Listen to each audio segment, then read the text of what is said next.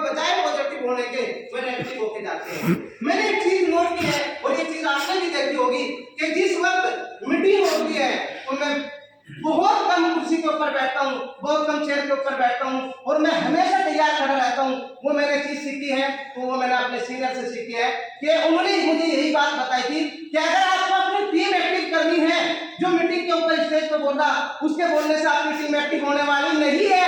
वो अगर एक्टिव करना चाहते हो तो आपको खुद उनसे ज्यादा एक्टिव होकर दिखाना पड़ेगा। क्या आप अपनी टीम एक्टिव करना चाहते हो? अगर आप अपनी टीम एक्टिव करना चाहते हो तो सबसे पहले मेरी आपसे बहुत अदब के साथ दरख्वास्त है कि जब भी आप मीटिंग के अंदर आए तो आप कुर्सी का पिछला हिस्सा मत लगाएं, कभी भी अपनी कुर्सी के पिछले हिस्से का मत करें। मैं 3-3, 4-4 घंटे मीटिंग में रहा पर मैंने कभी कुर्सी के पिछले हिस्से को अपने टेक नहीं लगाई। क्यों? क्योंकि साथियों जब हम अपने टेक को सीधा नहीं कर सकते तो हम अपने आप को दुर्गत से कैसे निकाल सकते हैं? अगर हम अपने आप को दुर्गत से निकालना चाहते हैं तो सबसे पहले हमें फौजी बनना पड़ेगा। फौजी को आप किसी भी टाइम देखना कि वो हर वक्त तैयार खड़ा रहता है।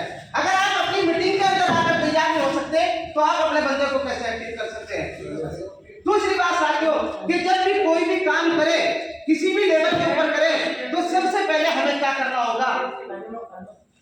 क्या करना होगा कि हमें अपने सीनियर को फोन करना होगा, अपने सीनियर्स को सारे दिन की कारगुजारी देनी होगी, अपने सीनियर से अगले दिन की प्लानिंग देनी होगी।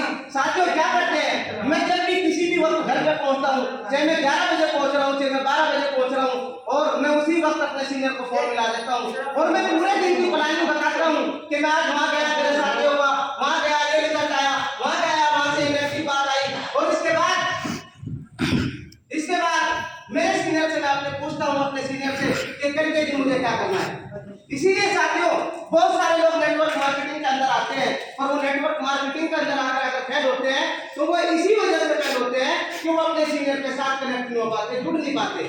सबसे पहले अगर जो इंसान चाहता है कि मैं इस बिजनेस की वीडियो के ऊपर चढ़ूं और इस बिजनेस से तरक्की हासिल करूं तो उसको कुछ नहीं करना, उसको अपने सीनियर की हर बात को मानना ही पड़ेगा।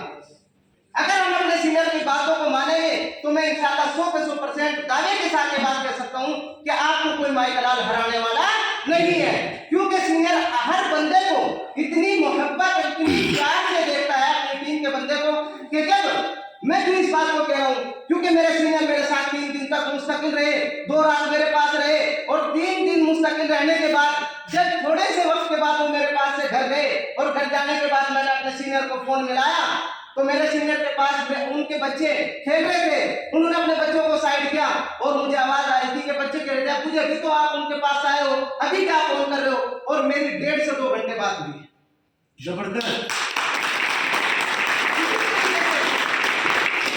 अपने सीनियर की एक्टिविटी देखी, मेरे बच्चे भी हैं छोटे छोटे, वो मेरे ऊपर खेलने की कोशिश करते हैं। जब मैं शाम में आता हूँ 9-10 बजे तक तो वो मुझे कई बार तब ऐसा होता है वो सो जाते हैं, कभी ऐसा होता है कि वो जागते हुए होते हैं, पर मैं आते ही अपना फोन लगाता हूँ, अपनी टीम के एक शेर से पूछता हूँ कि कौन कहाँ है, क्या कर रहा है, कौन घर पहुंचा है, कौन नहीं पहुंचा, किसने खाना खाया है, किसने क्या किया है। ये सारी चीजें एक बाप इस तरीके से हक अदा नहीं करता, अपने बच्चों का करते सब बाप है, लेकिन इतनी देखभाल जो एक हमें पैदा करने वाला बाप होता है, मैं समझता हूँ इतना वो नहीं पूछता है जितना एक सीनियर, चाहे वो सीनियर कोई भी सीनियर है, जितना वो अपनी टीम के एक बंदे का ख्याल रखता है।